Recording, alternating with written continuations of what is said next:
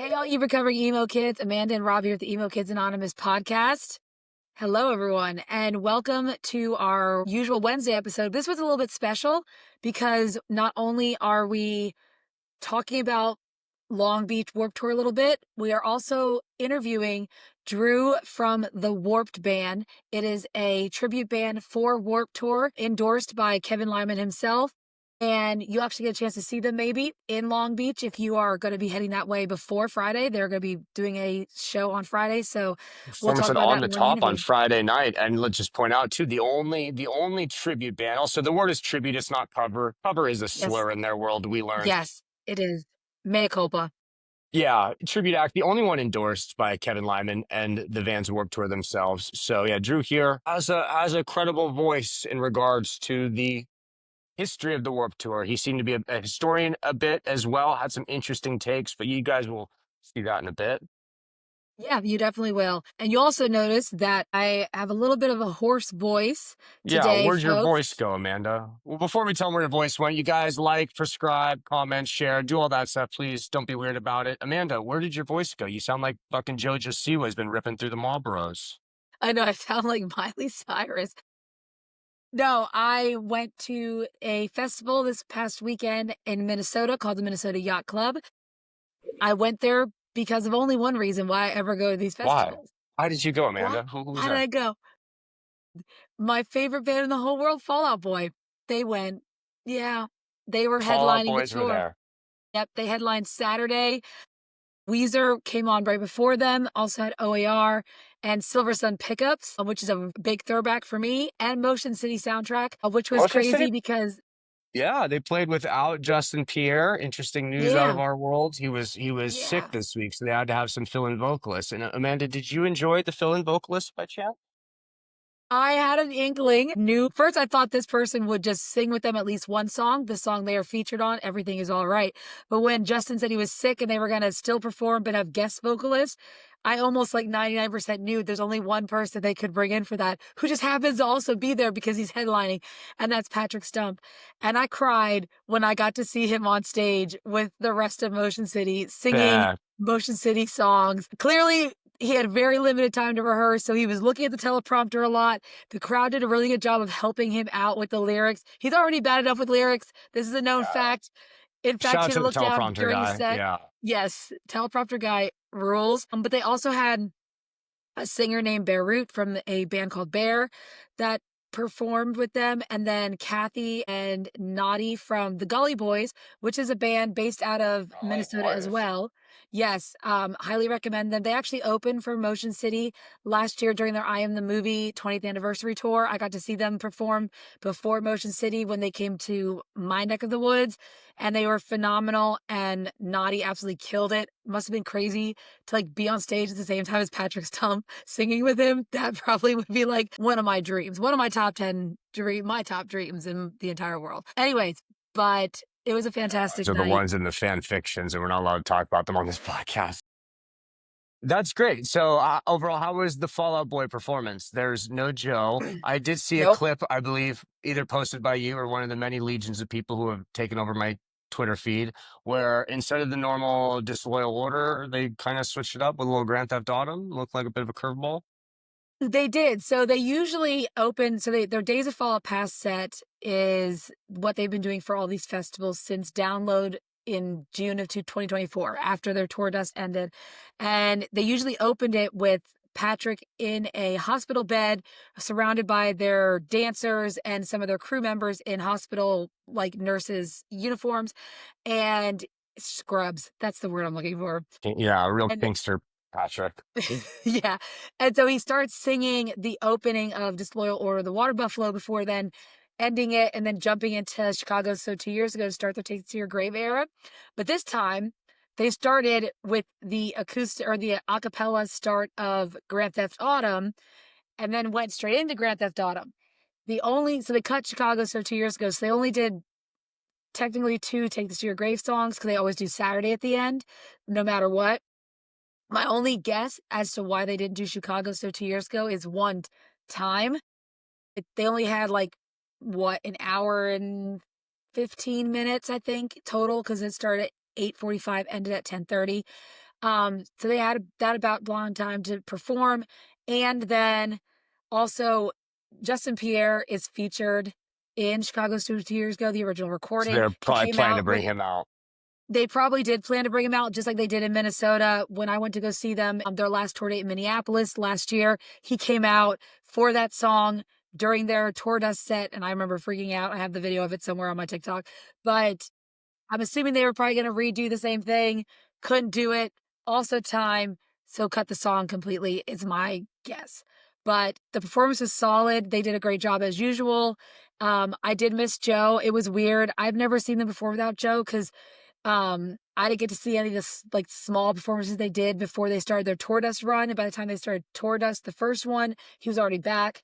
Um, so this is the first time seeing them without Joe, and they just had Max, their backup guitarist, who did a great job.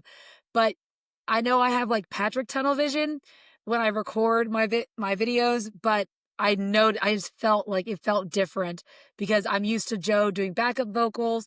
I'm used to him having moments with like Pete and Patrick on stage, and that stuff just wasn't there. And I was like, I miss Joe. I hope his hand is doing well, and I hope it gets better in time for next year if they decide to tour or do anything next year. So feel better, Joe Truman, if you're watching Love you, this for Joe whatever Troman. reason. Yeah, Joe, Yeah. love you. If Yeah. you are watching this, yeah, please come on the show. I guess I don't know. You got some Yeah, that'd be downtime right now, fantastic. brother. Yeah, hop on, Yeah. hop on. Yeah, Come on. Let's talk about your hardcore origin roots and everything like that. Yeah. that's But other than interesting. that, yeah, very interesting. It was great. I lost my voice, so I apologize. This is what I sound like for the next couple of days. But yeah, it was a great time overall. But you had an interesting time too. While I was getting my tattoo on Thursday, you were doing something kind of crazy, were you not? Yeah, I was doing something weird and very surprising, Amanda. You see, I somehow ended up inside the practice, the rehearsal space with the Good Charlottes. Good Charlotte, they're a band from Waldorf, Maryland. Benji, Small Joel, band. Billy, Paul. Yeah, great guys. Sometimes Dean Butterworth, wasn't there this time, but I don't know how it happened. I got an email like last month from someone at the Yeah. label about something else, just doing some work together stuff. And like, I just missed it completely. And then I woke up one morning on like Monday or Tuesday and I had an email that was like, "Hey, Rob, do you live in LA?" I'm like, "Yeah." And she's like, "Well, here you go. I'd like to invite you to this." And it was this Good Charlotte, it's this event with Good Charlotte. It's in North Hollywood. It's down the street from me, but it's like an industrial part of town. Didn't tell me what it was. Like I had no idea what it was the whole time. Just like you can go. I my son I think was about to be picked up or something like that. So I was texting with his mom, and I made the mistake of mentioning it to her, and she's a diehard Good Charlotte fan, as you can imagine. My child's name is Benji. Surprise, surprise, What she a likes reason. Good Charlotte. Like, yeah, like and it just became like, you have to take me, you have to take me. So I badgered Anna at Atlantic Records. Shout out Anna. Shout out Benji's mom. Just like I need a plus one, basically. I need a plus one. My life would be difficult if you don't give me this plus one. So she gave me the plus Yes. one. Still I had no idea what it was. And she's like, what is this? What is this? I don't know. I don't know. So I go there and it's because I know it must be a small thing, because it's very Yeah. confidential, this and that. And it's in an area where it's like, okay, it can't be that big because it's like stage 308. I know these rooms are only so big. So we get there and it's about 20 of us or so. And I asked the other people in line. And it turns out it was a like a fan thing Good Charlotte was doing where they put out something to their mailing list, whereas the first 20 people that signed up were invited. Yeah, and so it just like I just kind of randomly lucked into this somehow, and it was kind of hung out outside this rehearsal building in the middle Yeah. of dumpy part of North Hollywood. It was very hot. I would have thought they had like a canopy or a tent or a high level influencer like myself to relax and Logistics. to not get parched upon, but no, they did not have those accommodations. But it was hanging Loving out this there, and AAR. yeah, right. Yeah. Joel and Benji pulled up, and yeah, very, very nice vehicles on you guys. Very nice vehicles on you guys. And they went inside and then they let people in, and it was like just a rehearsal room. And it's like, surprise, surprise. We're going to play like a few songs off the new album, answer some questions, yada, yada, yada. So was able to see them play, the two new songs that are released, Rejects and Stepper. Yep. And the Love the stepper. Stepper song. Love that song. I And do. I love another those songs too. song on the record, I Don't Work Here Anymore, that will is going to be an album cut that comes out that was very much like classic Good Charlotte ballad almost. Very, Love it. very solid song. And I was able to ask him some questions, was able to bug Benji Madden, find out what kind of eggs Cameron Diaz likes, because that's, the opportunity was there. Someone asked them what they ate in the Important morning. questions. someone asked what they ate in the morning, and Benji mentioned at his house they ate eggs, and I had to asked a couple other questions and the like that I will be cutting up and posting on our page as they come. I didn't want to be overbearing with them, but I had about 30 things I was ready to bug them with. But We'll super interview cool, over there. right? Yeah, I was like everyone's asking dumb questions. They're like, like what's your favorite song? What's your favorite song to Oh, play? What's your favorite like? I'm just like, you guys can Google this and probably find out 100 people ask. I have so many good questions. And it's like, dumbass. That's why we have a podcast where we bug people and ask questions all day. yes. So good Charlotte, But come on our podcast. yeah, I told Joel, I was like, yo, like if I'll come on Artist Friendly if you come on my show. And he said, I'll think about it. I also told Joel that I didn't care for them much at the beginning, but I came around because Tim Armstrong from Rancid said he sang like a motherfucker in an absolute punk article defending them, and he's like, "That's really nice, like Tim's a nice guy, this or that." And I'm like, "All right, yeah, hell yeah, guys, really nice to see you." Uh, Benji's mom got to meet Joel and Benji, and as she was taking a photo with them, I made sure to tell Benji that motherfucker made us name our whole child after you, you know. And very Yeah, nice as we exactly. were leaving, won me over for life. Benji's just like, because they gave her a set list because for their announced tour. And they're like, like just make sure she doesn't share it. And Benji's like, she's cool. We have the Benji connection. Hey guys, take care of little Benji, all right? There's only so many of us. And I was like, that's really fucking nice Oh, of you, pal. Really nice of you, pal. But super cool, super cool. There's not many benefits to living in LA. And there's not many benefits to having people, shred your opinions apart in the comment sections of TikToks. But those things pay off in little ways, like yes. people were like, how did you end up here? And I told all of them, hard work, dedication, perseverance, positivity. You got to attack every day with an Yeah. enthusiasm unknown to mankind, and you will somehow end up at the Good Charlotte rehearsal. I don't know.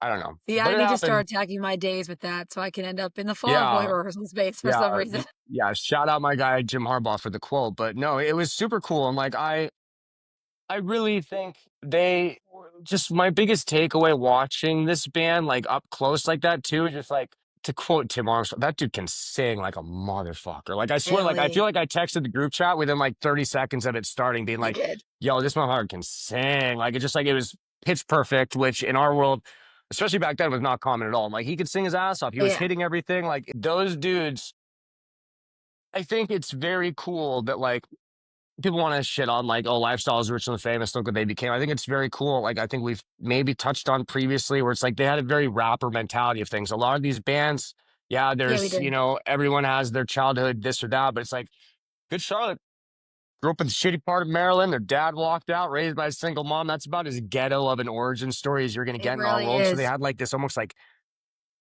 hip hop approach to thing where it's like then you saw them get that money and just like it was so cool to see these guys that I'm sure to some degree, and this is a question I wanted to ask them about, like, how they may have been treated back then, mainly the fans, if you were a fan of Good Charlotte, it was kind of like that was for posers, this or that.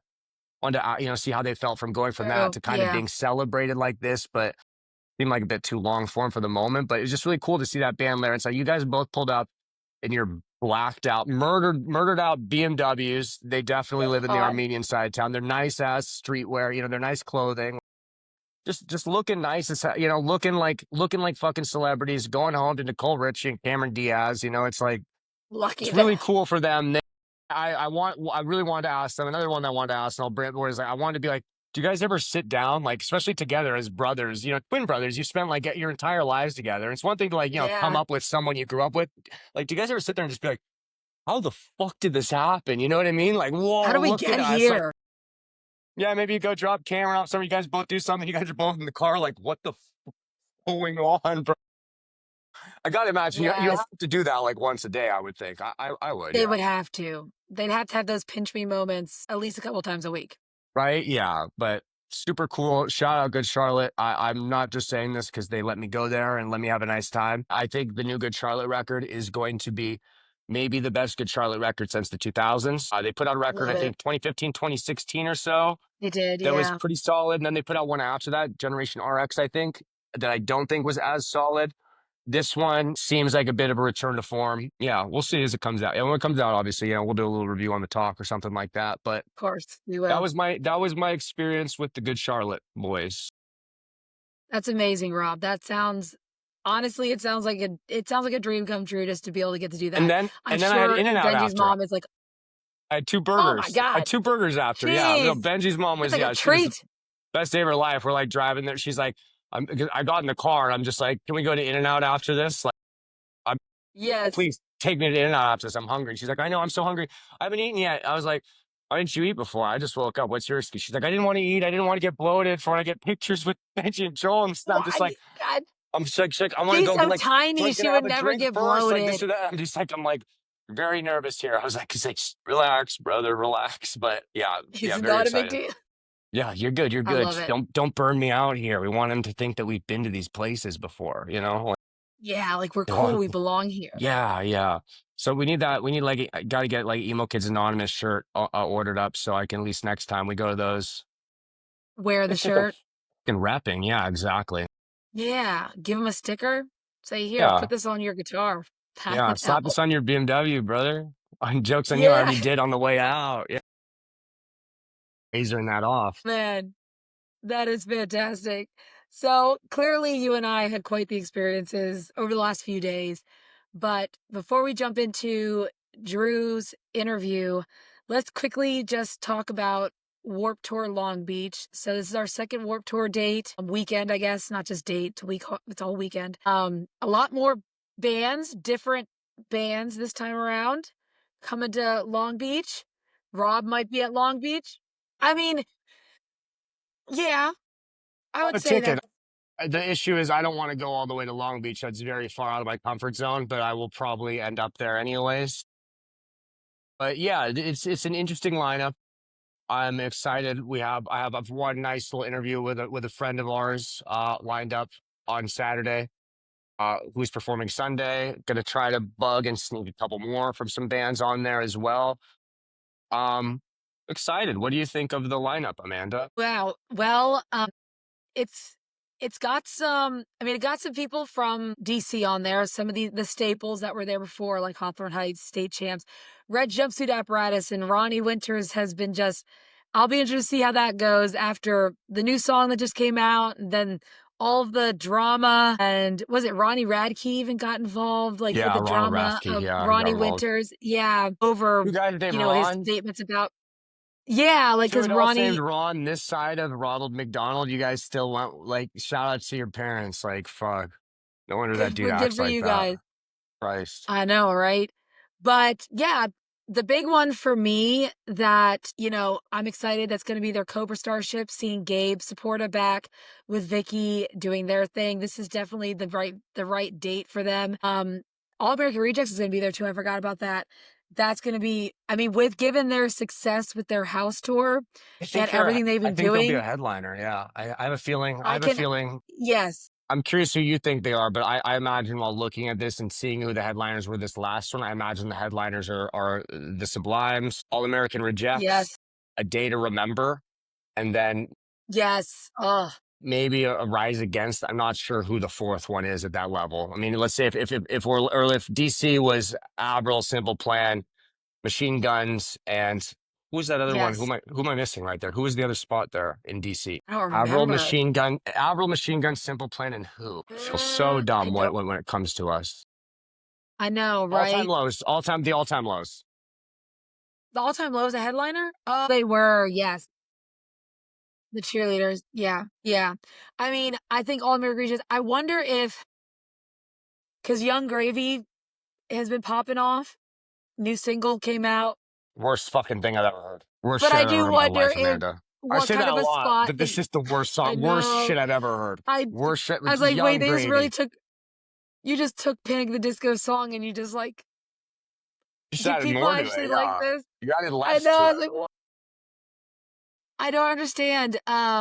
No, but Day to Remember, I'm sure will be headlining. I mean, those guys they have their own tour later this year coming They're out. very big. They're at that level. They're for sure a They're very, headliner. yeah.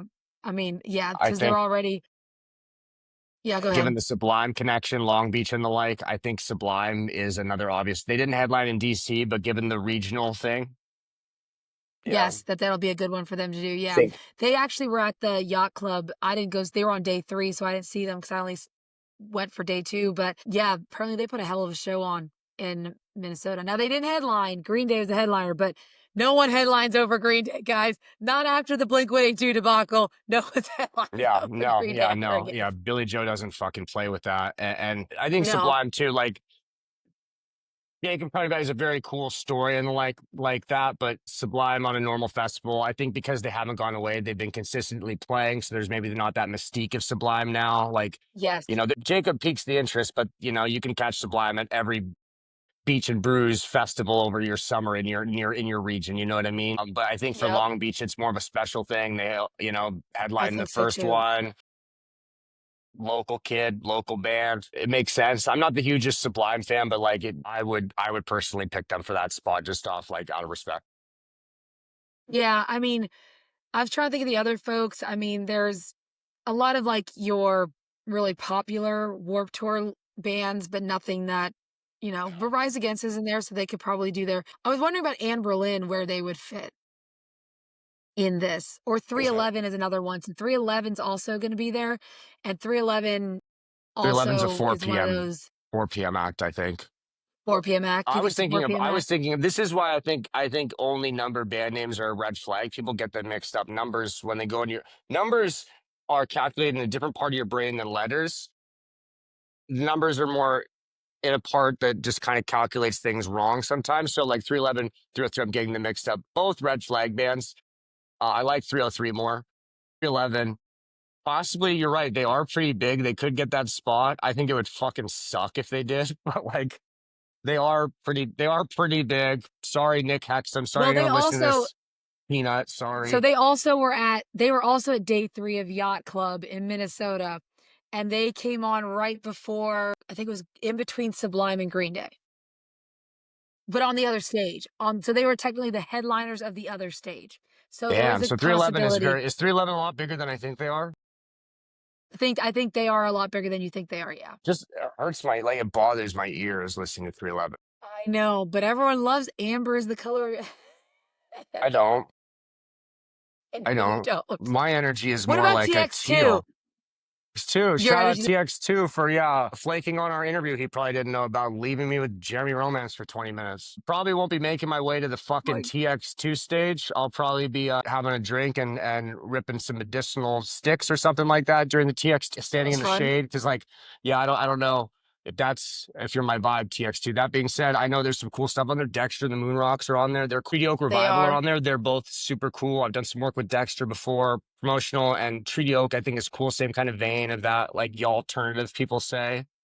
Pretty Yes. cool. Yep. There's a super cool Spanish rock band on there as well called Whiplash. I don't know what the fuck they're saying, but they are cool.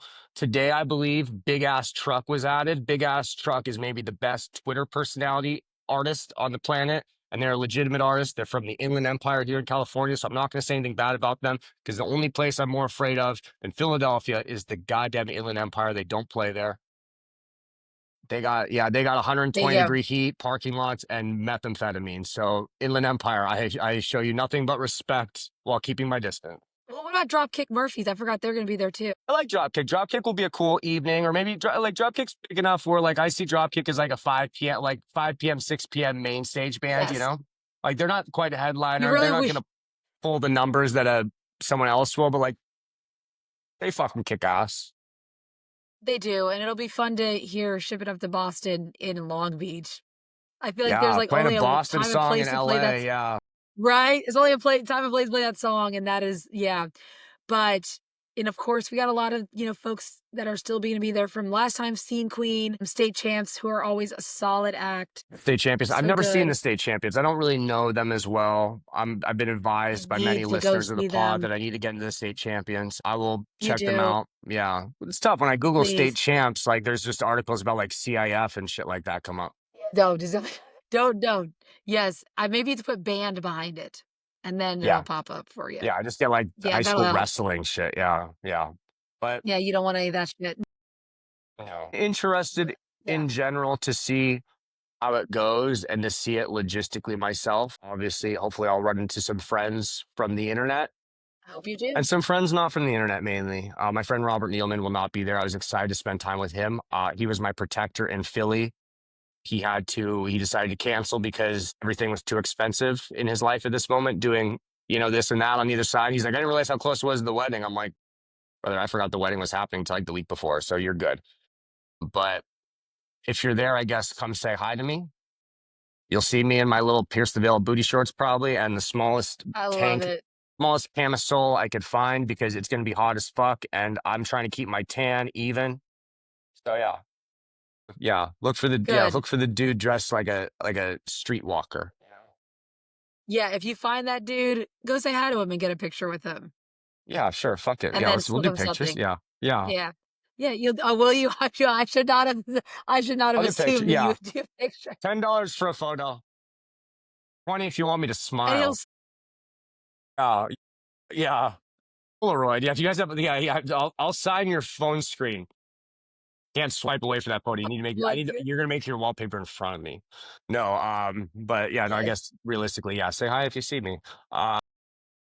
But we'll see. I guess I'll report back to let you know if it's, if it's any good, if it's bad, or if I, as a 35, almost 36-year-old man, just don't connect anymore to it. We'll see. Yes, I'm gonna be interested to hear your thoughts because I'm gonna go to the Orlando one in November.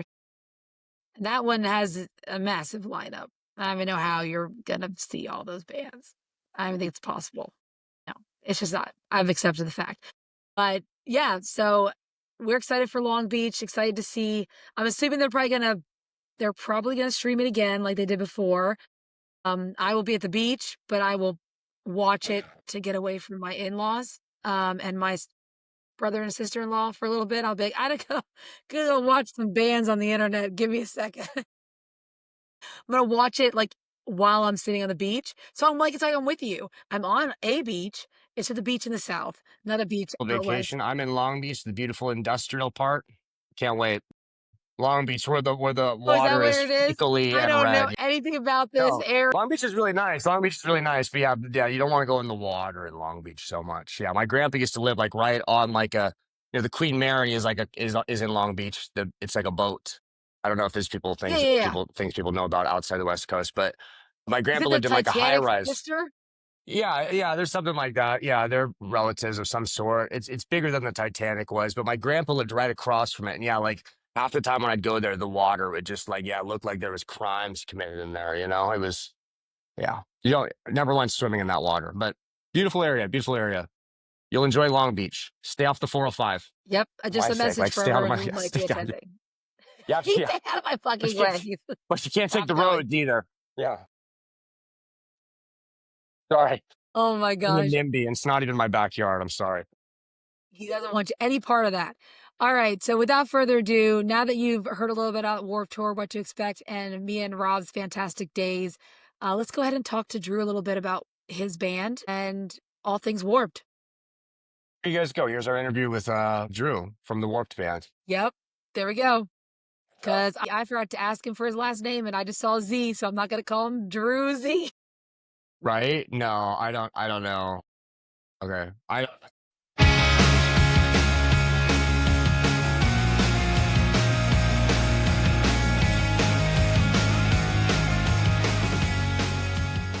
Hey, all you recovering emo kids, Amanda and Robb here at the Emo Kids Anonymous podcast. And today we are very excited to be joined by Drew from the Warped Band, which is a cover band of all of our favorite recording artists from the 2000s emo scene. Fall Out Boy, Sum 41, Blink-182, Hawthorne Heights. Y'all do Hawthorne Heights? Yeah, Oh, yeah, because I know you guys definitely have do Hawthorne. done stuff with JT. Yeah.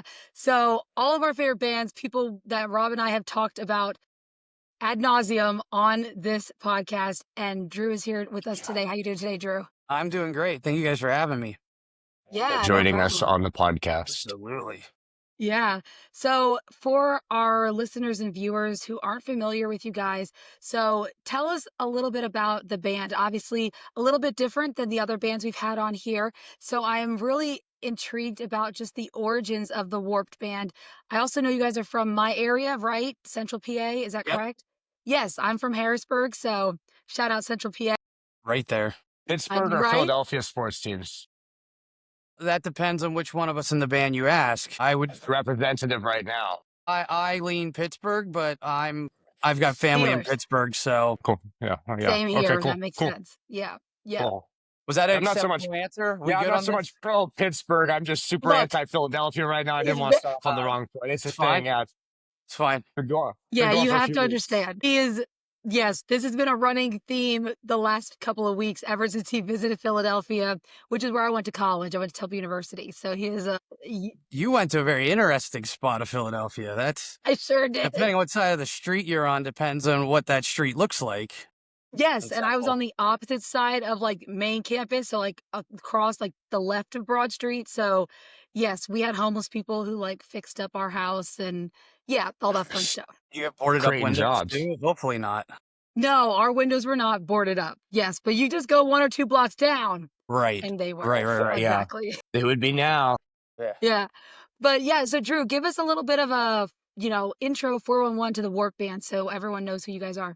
Sure. So the Warp Band's been around for about 3 years now. There's been other bands that have done this concept. None of them have really ever been endorsed by Warp Tour. And one of the benefits that we have is I've spent a lot of time growing up at Warp Tour with Kevin Lyman. And I had kind of pitched the idea to him. I said, hey, I know there's some people doing this, but I really want to do this right. You know, a lot of people are just doing like emo and pop punk, but we wanted to do everything. So, I mean, we're doing everything from Sublime and No Effects from the original 90s Warp Tours all the way up to, we're now playing Pierce the Veil. And we throw in like 3 Days Grace because I'm sorry, Adam wore enough eyeliner. He could have played at Warp Tour. He That's probably my could have. argument. Yes. But so yeah, we All just wanted to arguments. really build a good tribute show to Warp Tour, kind of like the emo nights, but I also was kind of like, I'm not a big fan of the DJs. It's Yeah. nothing against the DJs. Like if that's what people like, that's their thing. Go to them. Go support them. Of course. They're helping keep this genre and this music alive, and that's great. And that's all that matters. But there was something about it that I was just like, I worked at some venues and I had a couple, and I was just like, I just don't get it. I don't Yeah. get it. Like it's just not the same. So I had this idea of let's make a band that does this but does it right.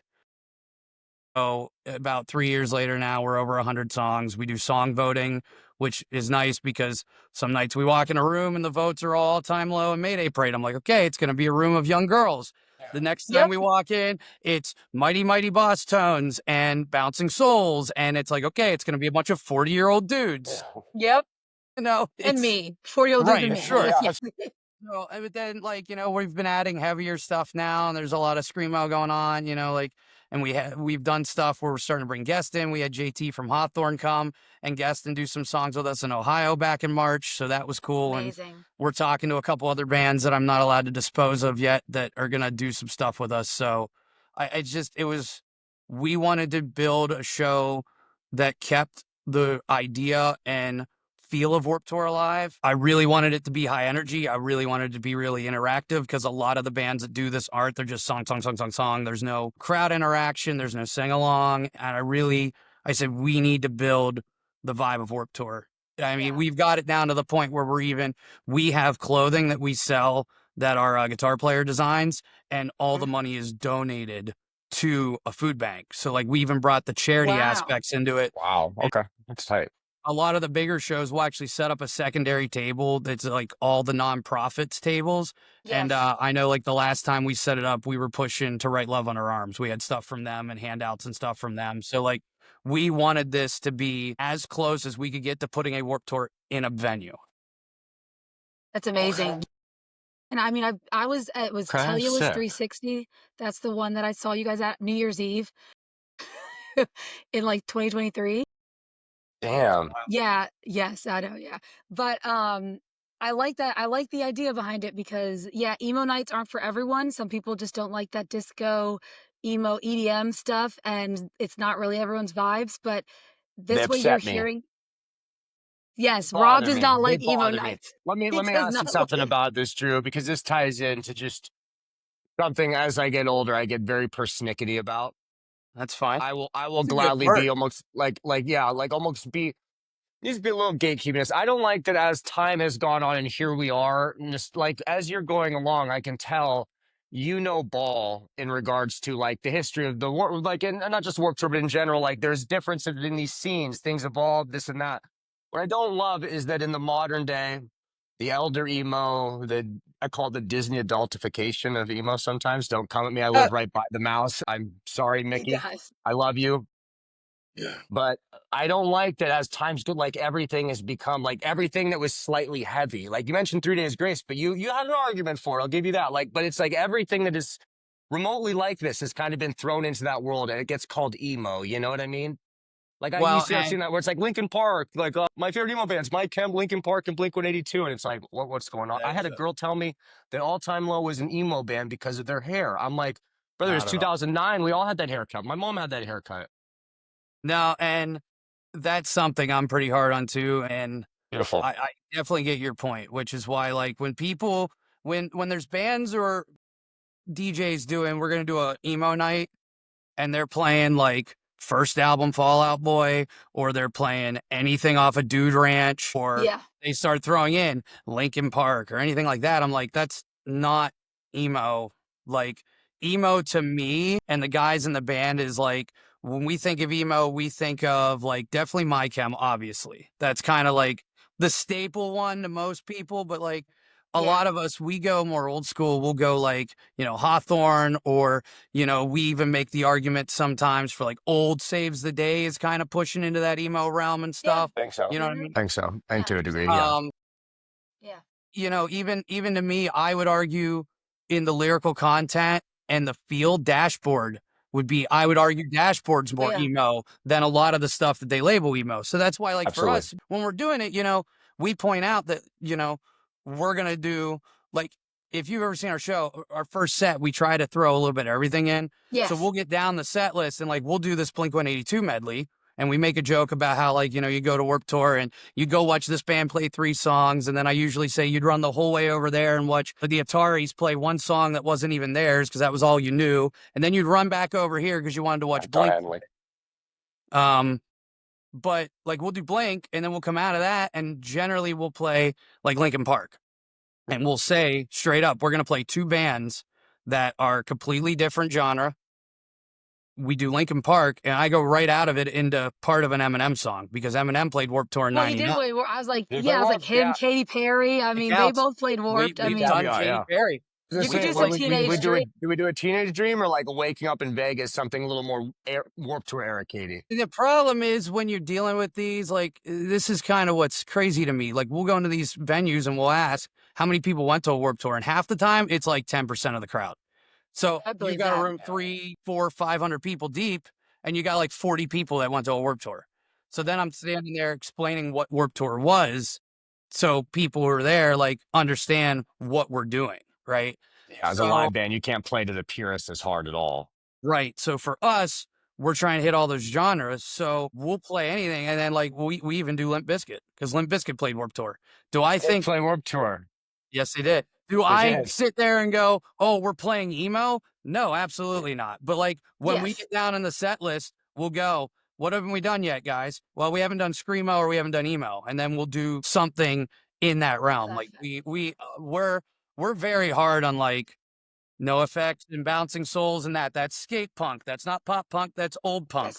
That's definitely, yes. All Time Low, Mayday Parade, Fall Out Boy, Blink. That's pop punk. Like we're purists as well, so I understand. Yeah, No, yeah. and since you guys, a lot of other cover bands doing the same kind of thing would be going, like we're pop punk emo, like they kind of have those terms in their names, whereas like Warped band, like you're allowed to be a lot more eclectic because the Warped Tour, there's very few artists that couldn't have played it. You know what I mean? Like you don't even have to make that strong of an argument. You kind of seem to break up the 3 eras of Warped Tour really well, where it's like, let's say skate punk, ska, skate punk and ska is the beginning until let's say like '03 or so. '04 to like '09, 10 or so. Let's say it's the mall emo hot Well, topic. Yeah, And it's a it's like, hot topic era for sure. and then 11, 12, whenever it becomes, let's say, a little more metalcore until about 2019. How do you rank those 3? Personally, as I mean, as I mean, I'm definitely an '04 to a 2010 Warped Tour. Kind of, that's just the stuff I like, which is funny because I started going to Warped Tour in 2010, so I kind of caught the tail end of it as it started to yep. transition, and bands like the Wonder Years and Story So Far and Man Overboard Yeah. started popping up. And then like bands like August Burns Red are now on the main stage and stuff. Like, yeah, I was there when it started to really start to change a little bit. So I mean, that's kind of my era. You know, one thing that we went to Warp in DC, and the one thing that I was shocked about as a guy who's been to a lot of Warp tours is MGK headlining that first night. Because to me, as an old Warp head, I want Sublime to headline. They were the original headliner of Yep. Warp Tour. There's no reason they shouldn't have headlined. I think So they'll headline here in Long Beach this weekend. I would think so. Probably. I'm Yeah. imagining they get that spot. I kind of thought so too. I was surprised to see they were middle daytime. MGK MGK does numbers. Machine Gun Kelsey's pretty popular. Yeah, I mean, you're not It going to argue really that. I is. mean, I had a very I feel the heated same way about. argument. I would have said Avril. The same. I felt the same way though about Avril. I expected Avril to headline Sunday night, mostly because she's the only one that never did a Warp Tour. She never did. You're right. Yeah. Up until this year, she never did a Warp Tour. Like, we used to point that out on our show when we'd play Skater Boy. Like, we were like, this is the only person who's in this that never played Warp Tour. Wild to think.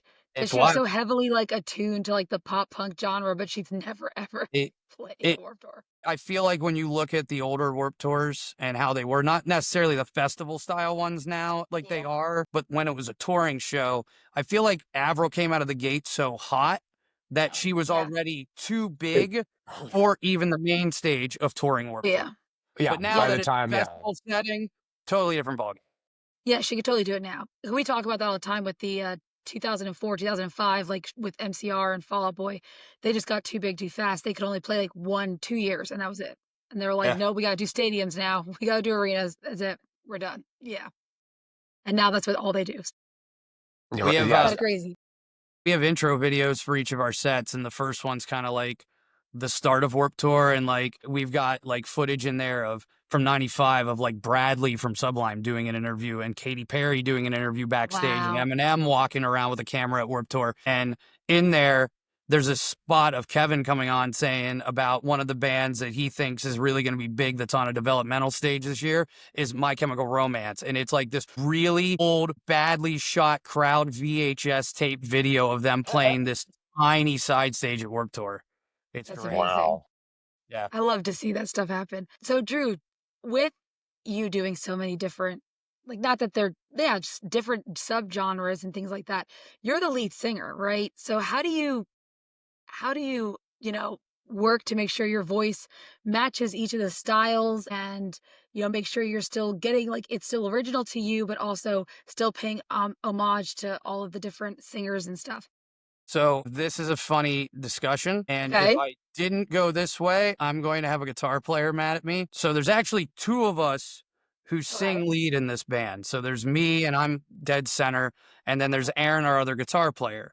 So Aaron and I always joke about this because people will come up and say, oh, what's the lead singer's name? And him and I will take turns saying, oh, I'm the lead singer, just to mess with people. So how we as a band break it up is I'm the front man. I'm the guy that can off the cuff come up with spots for the crowd to sing, come up with banter and stuff.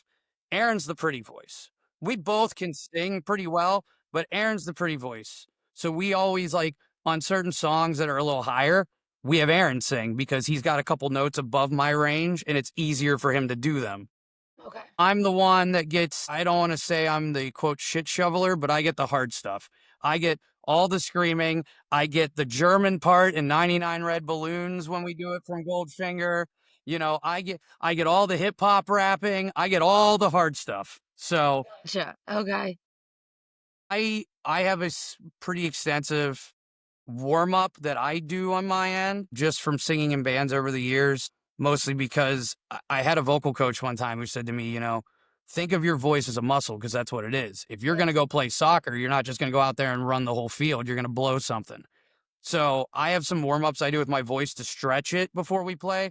And then Aaron and I are really good at being strategic with the set list when we plan it out that night. Like we've got like 15 or 16 staple songs. They're always going to be in there, mostly because they were always on voting and they always got voted in. So we were like, this is not giving opportunities for stuff like Census Fail and Reliant K and stuff like that to get voted in. So we pulled those out so people's votes help us get more of the quote B stuff that we never got to put in all the time in. Yeah. So when we look at song voting each night, we know where a couple things are going to go, but we'll plan it out. Like if I know I got to do Dear Maria and that's up there for me, the next song Aaron's got to be the main vocalist on, right? Or Give like, a break. Yeah. right. Or like when we do Pierce the Veil, because Aaron and I go back and forth on that I screaming was on, curious, yeah, because yeah, we'll Vic's go back and high. forth on that. So the next song's usually either Justin, our bass player, singing. He sings "Brain Stew" by Green Day. It's the only song he sings in the whole set.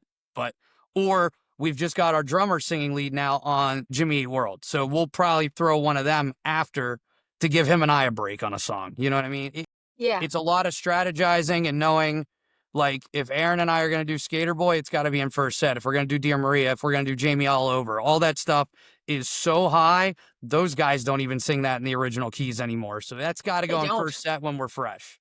Yeah. Everything that's easy, easy stuff for me is like, like My Own Worst Enemy or, Yeah. Let's Break Stuff by Limp Bizkit. That's pretty like yeah. one range. Not much to Fred, no offense, but there's not much to Fred. Yeah, I'm sure he's fine. Shout out Fred, yeah. He'll be fine. He'll be fine. There's been worse said. Yes. That we usually try to like plan that we have to have pretty middle of the road vocal stuff in Mhm. second set. And that's not to say second set is boring. Like, No, Ohio's that's for Lovers is in there. My Chem's in second set. Limp Bizkit's in second set. Pierce the Veil's in second set. Like, there's a lot of good stuff. Like, Ting Mac Sunday ends up in second set.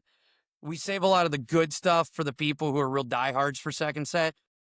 But it also works to our advantage because a lot of that's easier for us to sing. And that's what helps us do 3 or 4 nights of this in a row, doing a 3-hour show. yeah. Because that's the other thing with us is there's a lot of these bands that do this and we look and they rarely will do a 3-hour show. They'll have a couple openers and do like 90 minutes. And a lot of the time that 90-minute set is almost the same.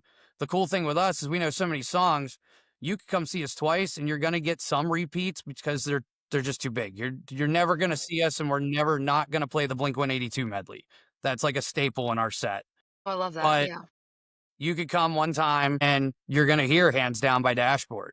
But the next time you come, you might hear Jamie All Over because Dashboard didn't get voted in, but Jamie did that night. Or for example, for old Fall Out Boy, we'll go this way. You can come one time and you'll see Grand Theft Autumn, but the next time you might hear Dead on Arrival because it got voted in instead. Yeah. Either way, both great songs. I would not be mad at either one of them. Most people normally aren't. That's true. I have a question. So who does Kellen Quinn and Sleeping Sirens? Because that is high.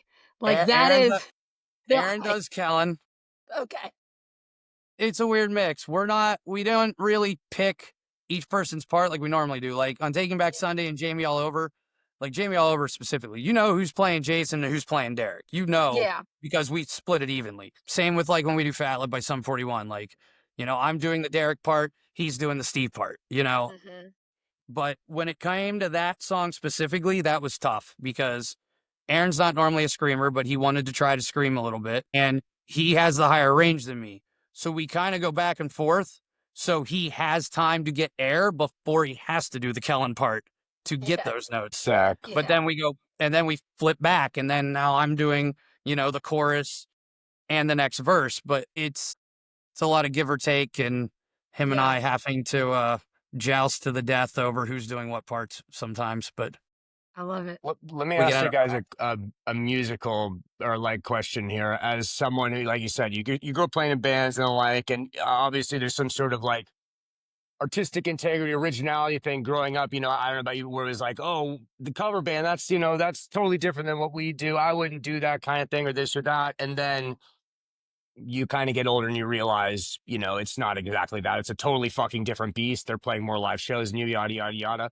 Was there any sort of trepidation like that when you first went from playing like in an original band to going to covers? And how awesome was it when you realized how much more fucking money there is in cover bands? So it's kind of funny. First of all, from working in music, I draw a clear line on what I consider a cover and a tribute. Most people just call it a cover band. To me, a cover band is playing a little bit of everything, and they're the band you go see Friday night in your local bar. The tribute band is one where you're doing something that you're specializing in, and you're doing it mostly in a venue. The biggest So difference I found Those ones are a lot The more biggest nationalized as well, too, I think, right? Correct. And the bigger difference is when you're at a bar, like, let's be realistic. We've all gone to bars that have had live music. 90% of the time, we're dicking off, drinking with our friends and talking. You're not paying Yes. Okay. attention to the entertainment, their I'm background s noise. I'm sorry for using the cover slur. Now I No, you're understand. good. I No, know, you're I good. agree, I understand. I was uneducated on the matter, yeah. You were That on your makes that Philly Makes sense. that makes soapbox. It's my turn. no, that's good. That makes total sense. Yeah, keep going. But with a tribute band, it's nice because when you think about it, when you're at a bar, people are just going there to drink anyway, right? When you're doing a cover band and you're in a room where they're paying hard money to see you, they're coming to watch you and they're going to be a lot more engaged and involved and pay attention to Oh, what yeah. you're doing. Um, as far as the original versus doing the tributes and covers, that kind of happened almost accidentally. Years and years ago, I had a friend who ran a bar in State College, and he called me one night. He knew I played in a band, and he said, "Hey, my band canceled. It was like 8 o'clock." He's like, "Can you show up with your guys at 10?" I was like, "We don't do covers. What are you talking about?" He was like, "Yeah, but you're good musicians. Like, you'll just figure it out. You'll make stuff up. You probably all know some songs." Fuck it. Yeah, y'all know some songs. Sure, why not? We don't Okay, all know fuck the it. same Yeah, let's ones. go. We show up and we literally had a piece of paper and we went around to each other and said, who knows what songs and how to sing them. And it was completely different guys in this original band with me than, or in Warp Band. And we just literally wrote down the songs and what the starting notes were. And we all just figured it out. And we made some money that night and that was cool. So then he called us and, hey, you want to do that again? Yeah, sure. Why not? And then it turned into a weekly thing. And then it turned into we were getting offers from people who graduated from Penn State who saw us play there out of town to go play. You want to play at my party? You want to play my wedding? You want to play this? Yeah. Yeah, sure, let's go. It kind of became a thing. And for the longest time with it, what we were doing is, and we still do this, we took a lot of the money we made in that and funneled it back into our original projects. That way it wasn't coming out of our pockets like Yeah. everybody else. It's like, okay, cool. We can go out and play and become better musicians and more consistent in our playing and then funnel that back into our original projects. So fast forward, I had this idea for Work Band for a while and I was going to start it and then COVID hit and I was like, wow, I might as well wait. And then we started it and we're still doing the same thing. Like I've already started writing a new EP for my original stuff. Aaron, our other guitar player and singer, he has like a full like punk thing that's kind of like almost if Dashboard was just straight acoustic. And then Justin, our bass player, he's this old like ska punk style band that he does. And then our drummer, he fills in for a lot of people. He also has a video company that he works for, which is great because he can use some money to buy better equipment. And then he actually has been drumming on Aaron's stuff when Aaron needs drums, and he helps me write and drum on my stuff when I need it. Nice. So Drummers get we're all around, yeah. still are doing it. And like even like our lighting guy who's on tour with us now, we have a guy who works for us who does lighting and video, Cody. He has his own hip hop thing. And so like what he's been starting to do is if we're like in Charlotte, North Carolina or somewhere, for example, if our show doesn't start till 8 and we're set up and done by 5, he'll find a show at another venue right nearby and he'll go do a 20-minute set at a hip hop show and then come back and be back in time to do a show because he's now getting to go do his original music and it's really not costing him anything because we've already paid to get him out of town. Very So cool. we're all kind of like Warp Band's the priority to all of us because we've just put so much blood, sweat, and tears into it. And so many Mhm. people appreciate what we're doing and like the fact that we're doing it different than the other bands. We're bringing a good light show. We're bringing video now. So, like, you're going to see Napoleon Dynamite dancing behind me while I'm playing Anthem by Good Charlotte. And it's goofy as hell.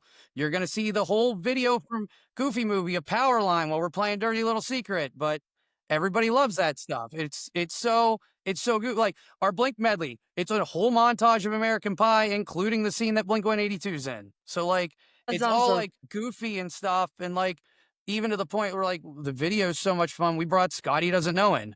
Lustre never played a Warp Tour, but everybody thinks it's hilarious when Matt Damon It's comes on and starts the song and then we play to it. Like, yeah, so, we've kind of like, we're using Warp Band as a platform to be better musicians, promote our music, love that. and go out and have the ability to do it. Like Yeah. I go play an original show and I have 3 guys that are really good at playing and we're all on in-ears and we have our own microphones and all this nice stuff. Work Band paid for most of that because Mhm. we needed it for this show. So we just bring it to use what we need on the other shows. Yeah, that makes complete sense. Yeah. And you guys, so you started out mainly in like the like PA area, maybe like Jersey, things like that. But you've expanded. I mean, you're touring. Like I know you've been out to Ohio, which I live in Kentucky, so that's close to me. Have you Yep. been to Kentucky yet? No, Kentucky is on the list next year, actually. We were just looking at a venue down there. Great. That'd be fantastic. I would love to go to a show that does not require 3 hours of travel or more. Thank you. That's awesome. But, like, how did it feel, like, as you guys started to expand, like, and get that momentum? Like, just how did it feel for you guys to start seeing the fruits of your labor, I guess? It's good. It's very rewarding. As it grows, it becomes more labor intensive behind the scenes to keep it going Sure. and just balance, you know, Aaron and Justin still have jobs, so we're balancing that. I still have a job, we're balancing that. So it's a balancing act still, especially as it gets bigger because now we have so many venues asking for us in so many states, and it's like I can't make it to Mississippi. I can't get to Florida right now. Like you have Yeah. to wait till we're down here in this time, and then like you grow the problem of you're coming through the area this time, but you got three places that want you, and you can only give two of them. So it almost is a gift and a curse because now there's places that we want to play that we may be waiting over a year to play because we just don't have the availability. I always kind of thought it could be this. Not gonna lie, Warped Tour coming back scared me a little bit, depending on how big they were gonna go. But since it's kind of centralized in three Yeah. spots, the middle of the country is like completely still fine. We know. Yes, we are Yeah. aware. Yeah. Like, I love Warped Tour. I was happy to see it come back. But one of the reasons all these bands are exploded right now and have these bigger tours is because you can't go see all of them together for $45 anymore. That's No, you why all cannot. of their shows got bigger, unfortunately. Tour being back's great because now everybody's big, so now they can do it massive, like Yeah. all the big festivals. Um, I kind of always thought it could be this. From working in venues, like I had seen tributes come in that were on a tour bus and had a semi full of crap. And I'm like, it could be that. Do I ever want it to be that? Was that ever the goal? No, the goal was I want to create an alternative to a DJ night, but I want to do this Respect. better than everybody else is doing it. You know what I Thank mean? you for Yes. doing that And as well as too. Thank you. uh, and DJs so took so all the many other jobs. bands, oh yeah, right, right. Like all the other bands, like I want to see them grow, but like this is the analogy I've always told people. Even though we're all MySpace era kids, I look at what everybody else was trying to do and I say that's MySpace. We're Facebook. We've got a better way of doing this and a way Yeah. that's going to appeal to people more because there's more to it. Yes. Even You're though we creating a all true live and die experience. by MySpace and our URLs that we had to put in to build our backgrounds out of and potential viruses we put on our parents' computers, but Rest in Yeah. peace to the Nas. I got a new Dell, like, every year because of my LimeWire and everything. Yep. Yeah, it Yep. was bad. So, speaking of, you mentioned festivals and stuff. So what are your thoughts on, like, things like when we were young that have come back, these nostalgic I don't wanna say cash grabs, but, because there was that void with Warped Tour not existing anymore, there needed to be a fill, and then, like, when we were young, things like that started to come back. Then we had, like, Sad Summer. I went to that one year, and I know that Hawthorne Heights has their Is for Lovers tours, things like that. Like, what do you feel about all that? What are your thoughts on those, like, nostalgia festivals, if you will?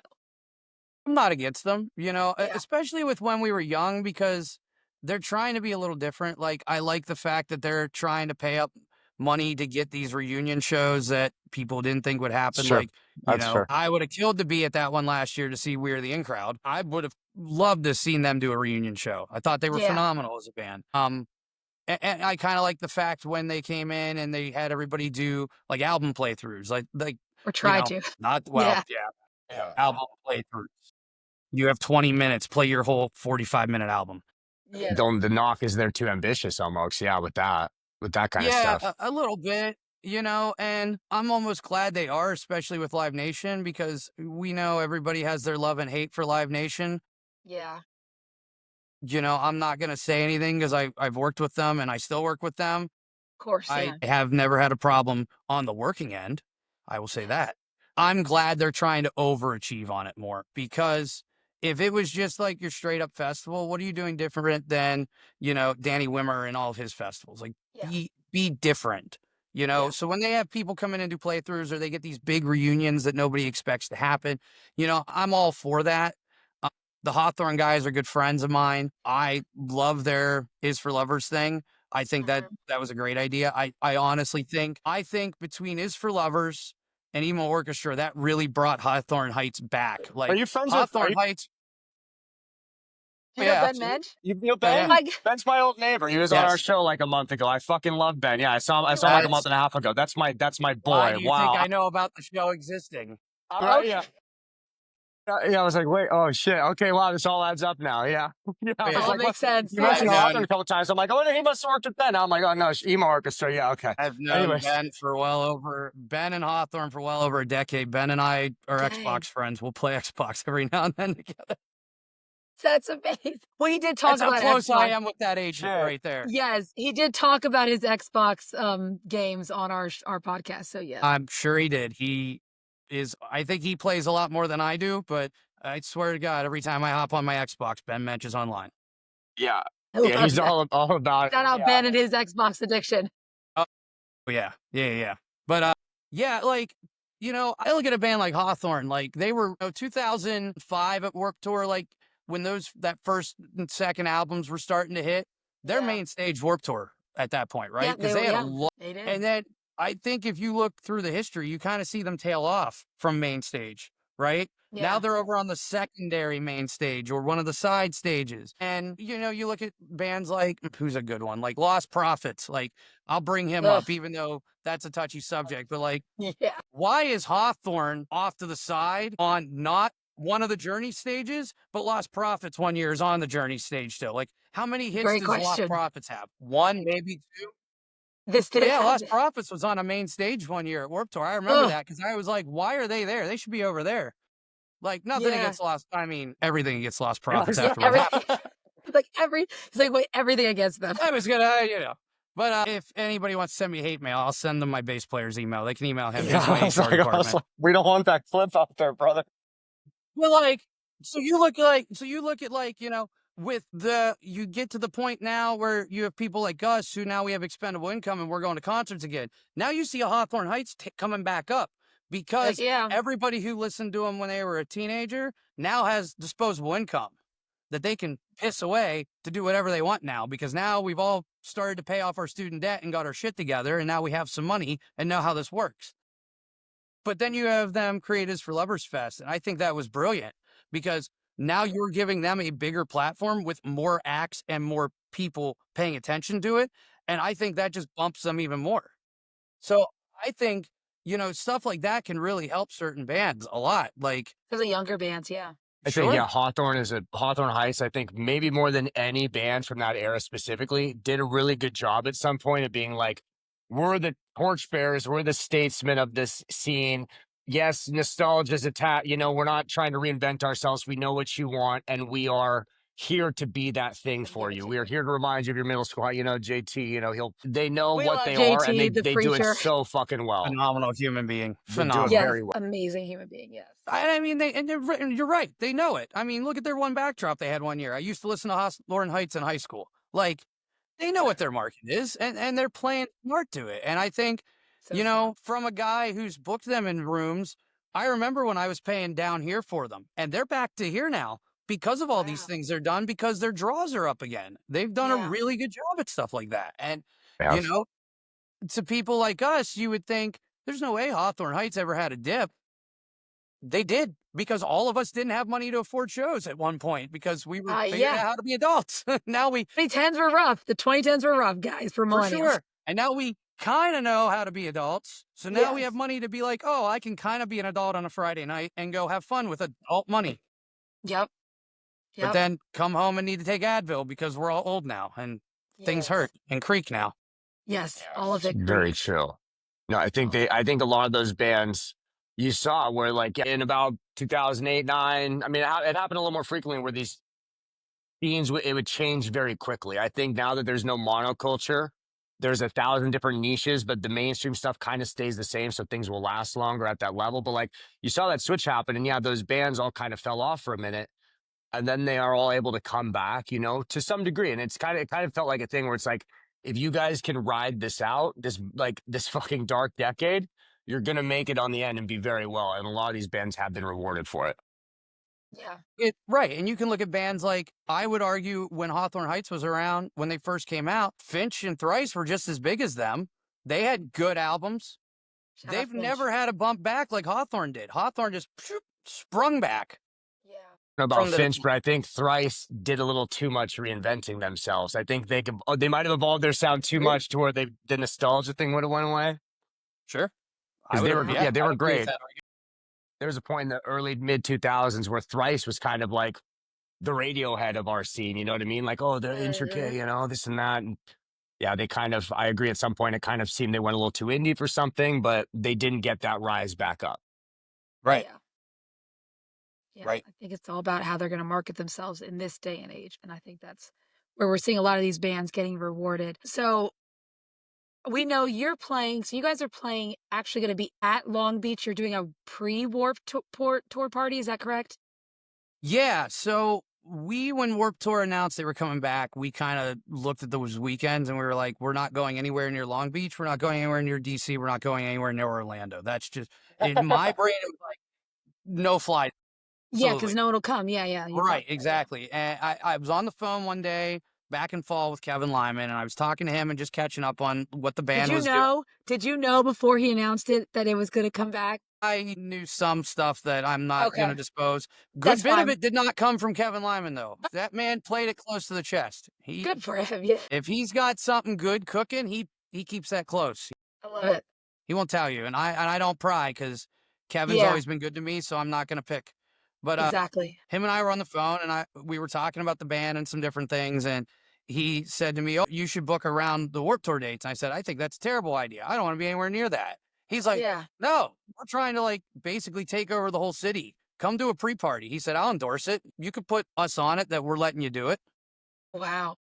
Yeah. And as much as I still was kind of on the fence when the guy who founded it and runs it and gave you permission to do this says, "Hey, do this," you just kind of do it.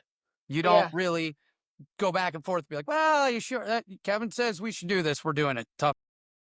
We've had this agent we've been with for about a little over a year now, and I called him at the time, and that's back to that conversation. That's kind of what I credit to us starting to spread real nationally, is signing with Providence Music Group and working with Joe Leo. He's been phenomenal. They've been, but I called Joe literally after I got off the phone call, and I said, "Okay, this weekend in June, we have to be booked in DC on that Friday. This weekend in July, we have to be booked in Long Beach. And in November, we have to go back to Florida." And I think we had just finished booking a routing to Florida for a couple months after that.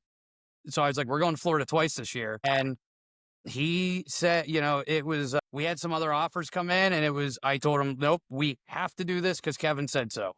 Like, it's like the old Warped Tour stage. Kevin said, we're going there. So yeah, we worked with Joe and we booked, we did Thursday and Friday in DC. And it's so tough to get in downtown DC, especially because a lot of the stuff in downtown DC is more designed for like your nightclub scene. Yeah. So we were a little outside of DC with those, and they were okay.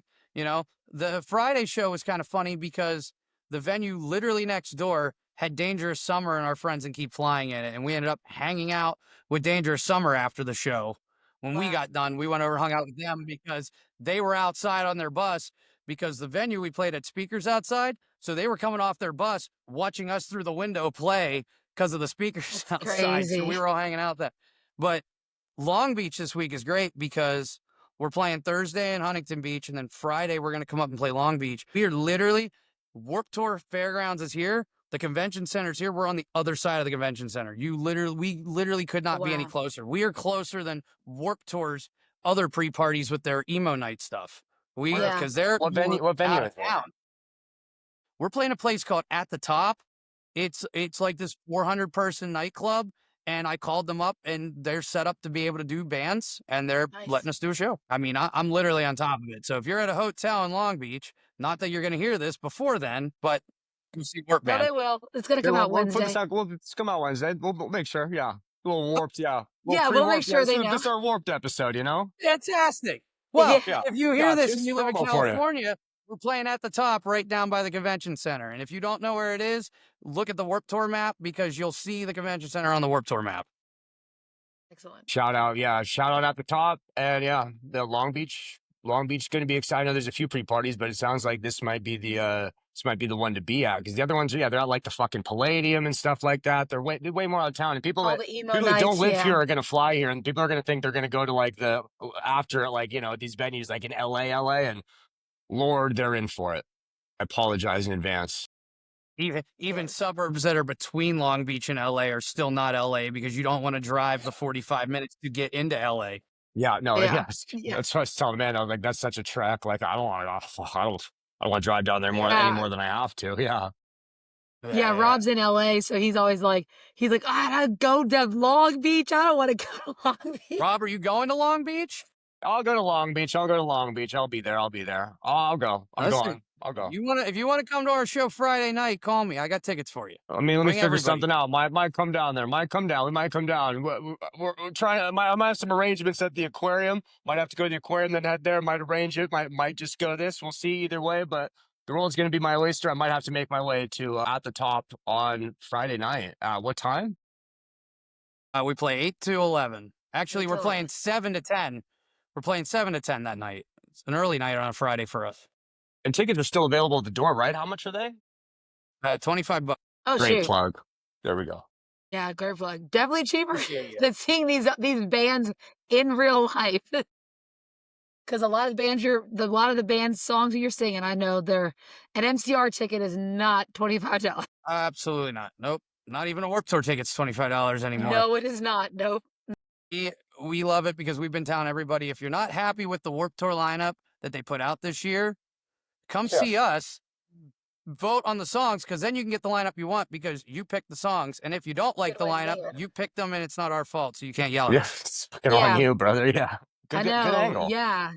That's a good angle. What do you think about that stuff? Because like obviously as they were rolling out, like there was a lot of, I guess we could call them us the elder emos complaining about there's like not enough bigger bands. Who are all these new bands? Like they almost forgot what Warped was all about and why it existed in the first place.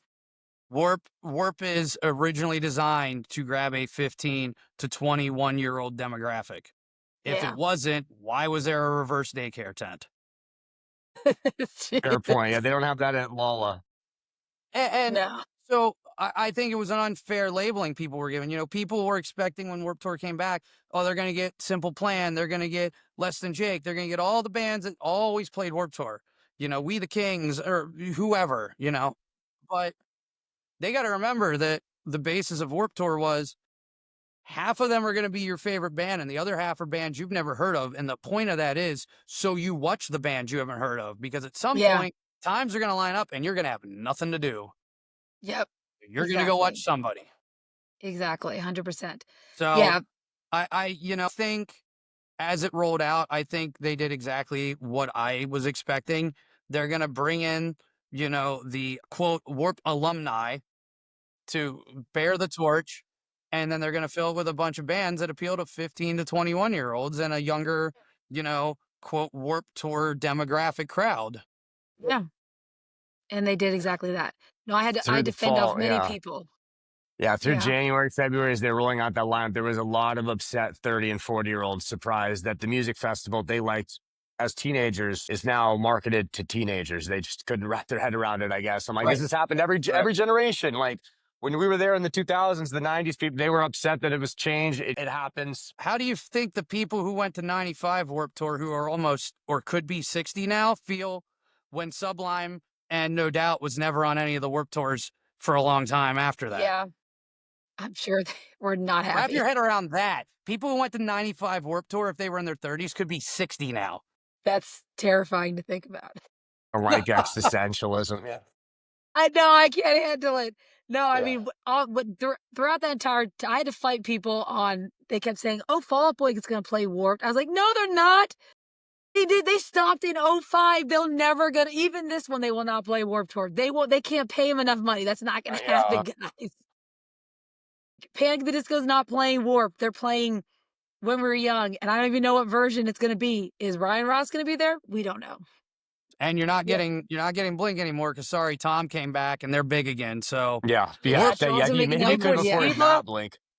Yeah, right, Yeah. we can afford what? Matt Blake. We can't afford Tom Blake No, anymore, no, right? you have government aeronautical space defense contracts to worry about here, brother. You better pay Yeah, up we for got Tom. spaceships to pay for now. We Yeah, can't be Yeah. kicking off with this. Yeah, carbon fiber I love it. expenses. That's Fuck awesome. yeah. right. Yeah. No shade to Matt. I like the stuff they did with Matt. Yeah. We've Yeah, talked about, no, love Matt. yeah. Favorite band, but yeah, Tom. I would hope so. You're wearing an Alkaline Trio Yeah, shirt right now. It's You his gotta yeah, favorite. play. we Yes. got You yeah, better play. yeah. We run deep. We run deep. I Yeah, was no shade to Matt. I was hoping for almost a hybrid thing like when Tom came back, like they did with 3 Days Grace is doing right now, where Were they they let them kept both Tom on? and Matt.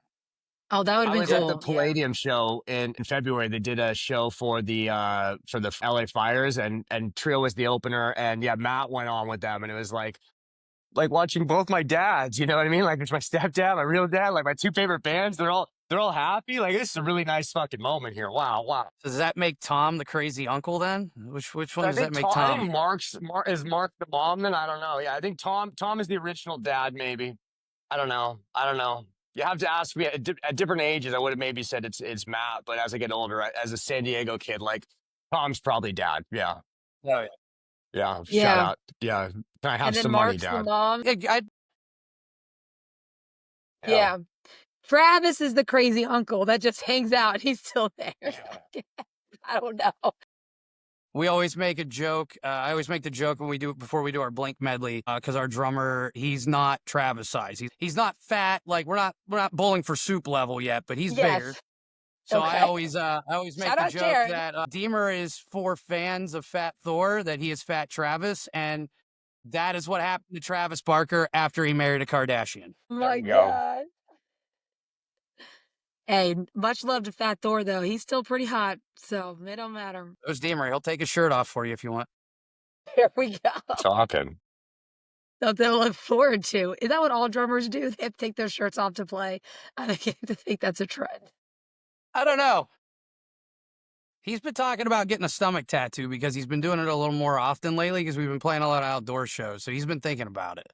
I think It's he hot earned out it. Yeah, there. I think he should. Yeah, I'm all for it. Yeah. Definitely. So, when you guys did, I was want to go back to you guys had JT. I know you said you're been friends with Hawthorne Heights for over a decade. Talk to us a little bit about the experience of getting JT, to come out there and play with you guys, like what that was like. You know, being a friend of JT's, I know we all know that he offers a lot of great wisdom and advice. And so, has he offered you any advice that you carry with you? Because he is like the emo preacher of our generation. Yeah. Yeah, I've known JT a while, and him and I have always had some good conversations. One of the funnier conversations was he was in a green room at a festival I had booked them on, and I was in there, and Deemer was playing drums for me at the time with my original band. And Deemer, big Penn State football fan, and Penn State was playing Ohio State, and him and JT were just going at each other about this football game, and it was the best thing ever. Um, JT is always JT, Matt, Mark, all the guys in that band, even when Poppy was still drumming for them, they've always been very welcoming. Yeah. They've always been open to, you could talk to them about anything, and they're real chill and cool. When we started to have this idea of, okay, we're getting to the point in some of these rooms where we're drawing a big enough crowd that it's worth bringing in a guest to just get it a little bit over the edge. JT was pretty much my first thought. It's somebody I know personally. It's somebody I can call. And, when it comes to like the emo night guests, it's one thing for a guy to come in and, start spinning a couple of his songs. He's just sitting there at a turntable or tapping away, right? Or the crowd singing. When you're asking a guy and you're saying, hey, come sing these songs with us without your band, that is a Yeah. big ask, because you could get any type of quality of band, and you could also get any type of quality of performance of the song. So I kind of went to Ben with the idea, and I said, hey, what do you think of this? We're thinking about doing it. If I'm going to do this, I think JT is the right one to start with.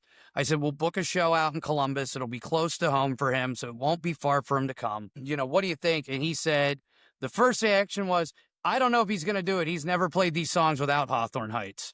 And I was like, "Oh, good." But they had their conversation, and just from JT seeing my original stuff and JT and I being friends and working together, he came back and said he would do it. So he came, he did Nikki FM with us, he did Ohio with us.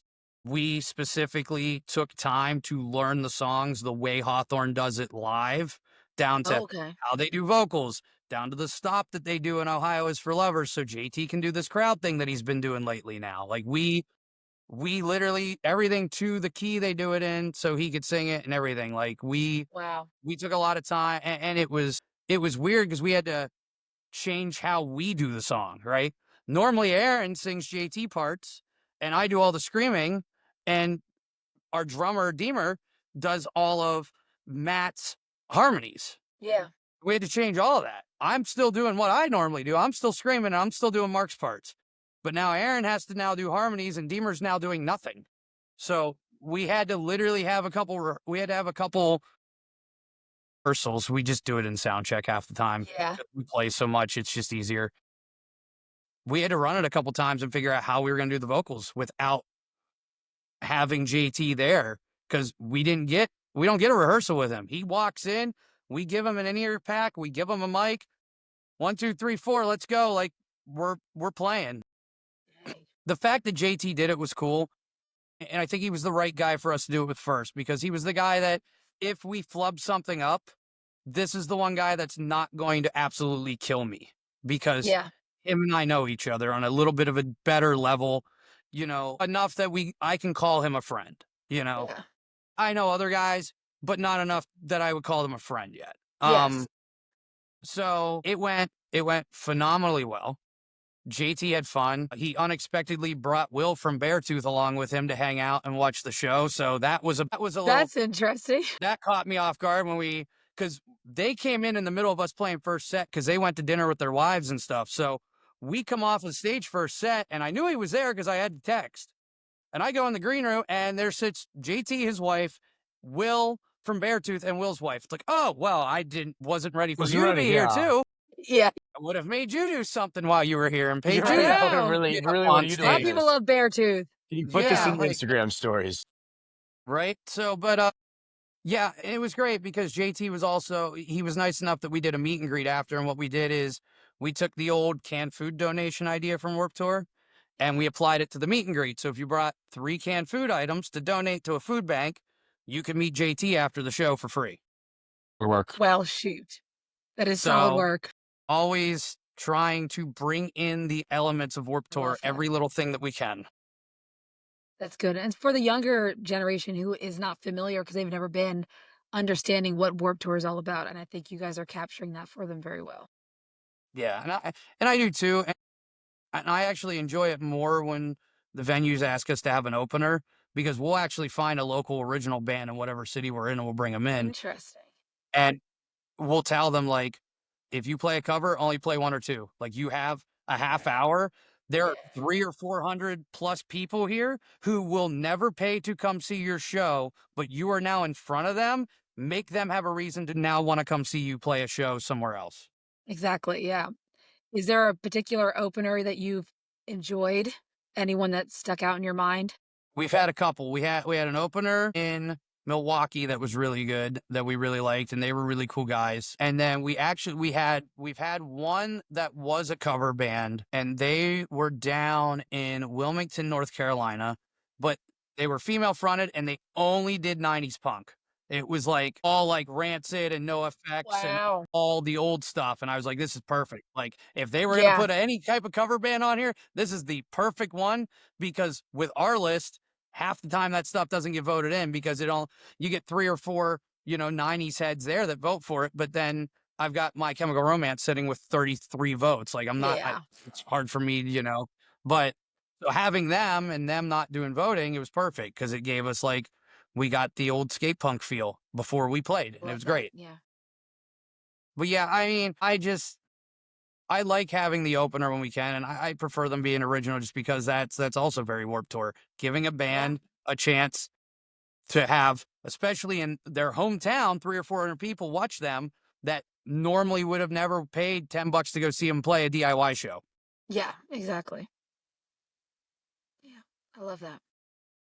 Well, we are getting close to out of time, but Rob, do you have anything else you want to One talk about question. with Drew I tonight? wasn't going to ask this, but I'm going Go to ask ahead. this because someone gave me guff in the comments on one of our videos when I posted this question today. But give me your Warp Tour from what 95 to 2019. Give me your Warp Tour Mount Rushmore, and first name bunch of numbers. Whoever talks shit on that, there you go. This one's for you. That's a tough question. That's good. I would put, trying to think through the lineups. Tough one. 99. 99's definitely, I think, one.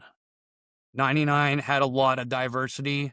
Shit, we're going not bands, we're going years. I like this even better. Let's fucking do it your way. This is sick. Oh, Okay. you wanted bands? I thought you wanted Before bands were years. that era, I We thought could I do was literally like, both. damn, You years could do tough. both. You could do both. Give us years and do then give either us one. the Yeah, shit. That's it. I was like, fuck, I don't know Let's that see. band. Okay, Warp Tour years, 99, 95, 2005. I think those are, and then 2011 maybe fourth in there because that had a pretty good lineup. And I argue you have to put Simple Plan somewhere between 1 and 2. They got to be up top, mostly because they've played Warped Tour the second most. Yeah, Less than Rem and Jake's played the LTJ, right? most. Yeah. They have, yeah, Yeah, yeah. yeah, yeah. I would also put We the Kings up there because it feels like every other year We the Kings is on Warped Tour. So I feel like they're kind of a staple on Warped Tour. If I wanted to think outside the box, we could get real creative here. This is one that the guys and I were actually talking about. I would put Linkin Park in there because think about this. When Linkin Park came in and they played one I did single Warped one, Tour in right? 2014, they did one date in 2014. Think about Linkin Park in 2014. It was already They like, were massive. That is yeah, probably arguably the biggest band to ever play a Warped Tour at the time. yeah. There's band like My Chem and stuff, but they were small when they were on Warped Tour. And Yeah, then, they yeah. weren't. Linkin Yeah. Park came in, they had already had all these huge albums out. Theory and Meteor Hybrid is already Theory, out. yeah. Hybrid Theory's already out. Minutes to Midnight. All of those albums already out when they show up and do one date at Warped Tour. So the guys and I were actually talking about this last weekend that when you think about it, that's probably the biggest band to ever walk in and play a Warped Tour. Like, sure, early 2000 Korn playing. Yeah, that's probably pretty big at the time too, right? But I would probably put Linkin Park up there because that is a move they didn't have to do. Yeah. Like if they did that now, Warp's massive now, right? That's a little different. But when they do that in 2014, they had no need to do that. They did that because they wanted to, Yeah. right? Well, you got to put Linkin Park in there because of it. And it's not just because they're a big band, but just because of what it was that they did. And like Yeah. nobody really thinks about how big of an impact that was at the time. But that's when you think about that and deep, that's incredible. So I think for me, it's Simple Plan, We the Kings for sure. You got to put Linkin Park in there and you have to put Sublime and No Doubt in because if it wasn't for Sublime and No Doubt Original headliners. headlining that first one, who knows where Warped Tour goes from there, Yeah. right? It's true. Yeah, I Okay. agree with that. Solid 2 lists. I can live with that. Solid reasoning on Linkin Park too. I forgot about that because I remember once. I think it was a few years before that. I think Paramore did the same thing at a Texas date or something like that, if I'm not mistaken, where they showed up for one.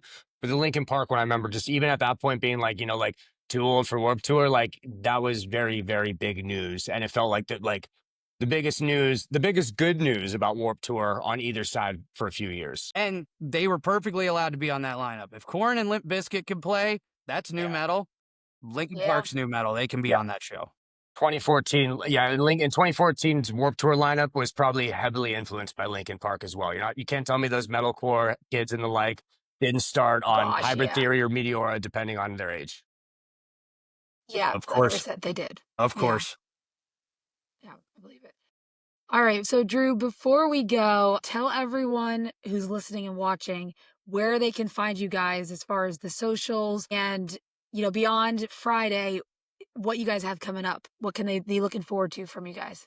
Sure. So you can find us on any socials at Warp Band PA, but our tags might change to something else soon, but I'm not allowed to talk about that until after Warp Tour in November. Okay. Which I will be at. So, Very good. As far as where you can see us coming up, so we've got the pre-parties out in California this week, and then August 7th, we are headlining a stage at Music Fest in Bethlehem, PA. And that's where then, mom's from. Sorry. yeah, nice. The Hell music yeah. fest. Go to the reverse daycare tent. Yes, I'll take her there. And then we got a lot of road shows. So August 22nd and 23rd, we're in North Carolina. And then we have the end of August, we're in Cleveland and Pittsburgh and Buffalo. And then we have one in September that's really cool. We're playing a venue in Scranton, PA called the Ritz. And hint, hint, wink, wink. One of the guys who owns it might not have been in Motionless in White before. So that's Okay. pretty neat. Yeah. But yeah, and then January on, we're going to be doing we're calling it a South by Southwest tour. We can't call it that, but we'll be going the whole way out to California and back, and we'll be doing a SoCal date with Kevin and his students at USC. So that'll be cool. Amazing. Dude, That money will go to a charity of Kevin's choice once we get it booked. I So, love that. but and then very cool that you guys do any that. other parts of the country, December we're out in Detroit and Michigan area, so you can see us there. So yeah, we're all over the place. Just follow our website, warpband.com. We have all of our dates on there. Excellent. And if you hate Awesome. tribute bands, you can get on there and tell us that we're a bunch of sellouts and we should be doing original music. And I'll tell you, your girlfriend likes our show. Yeah, right. Yeah, It's fine. there's a reason one show has 30 people and one show has 300 at it. And the sooner you realize it, the sooner things will move on and look better for you. You're going to a show to have fun. Come to our show and have fun. We'll make sure you have fun. Nobody's ever left our show upset. Perfect. I love it. Fuck yeah. Well, Or if you want, bring your children and then I'll sing break stuff. And then when they go home and curse, you can blame me instead of yourselves. That's Honestly, what I should have good been doing this angle. whole time. Yeah. Damn you, You're Drew. welcome. God damn you, I'm Fred giving you a Durst. get out of jail free card. You're welcome. Solid. Great. Man. Well, thank you, Drew, so much for joining us today. We really appreciate it. And Absolutely. thank you to everyone who listened and watched today. Do not forget to hit that like and subscribe button. Remember to follow us on all of our social media channels at Emo Kids Anonymous. New shows are popping up every Wednesday and Friday. We have a lot of interviews coming up for you guys, so stay tuned. And Rob, you got anything else for us? Have a nice week, About everybody. Philly. Yeah, I got enough coming about He Philly. loves I mean, Philly. the cheesesteak is overrated. The Wawa was okay, but it Oh, wasn't God. It is not. Oh, my gosh. overrated. Hashtag Most overrated regional food on the planet. The Chargers played the Even Phillies this year on Monday California Night Football. I gotta burrito. chill. I gotta chill on the Philly talk because I'm gonna get knockout You punched at that just game by some random go to person. Minneapolis. Go to St. Paul. You'll be sick of spam immediately. Just go there. Yeah, they got Right, spam. just right. Yeah, okay. I got a Filipino son, so I'd be cooking up that spam on the regular. That kid drives through it. It's fucking disgusting. Like, brother, you're on the mainland now. Like, I can make you like bacon. I chicken. We got beef. Like, brother, there's so much variety. Why we doing Man. canned shit? I don't know. No disrespect to Minneapolis, home of replacements, Prince, great place. this is Study. Best closing Emotion remarks City. ever. Yeah, Talking about bad cheesesteaks and spam. Perfect. yeah. Sorry, man. They couldn't keep it on the rails till the end. Nope. It's all good. Everyone have a great day, and we will talk to everyone soon. See you guys. Thanks.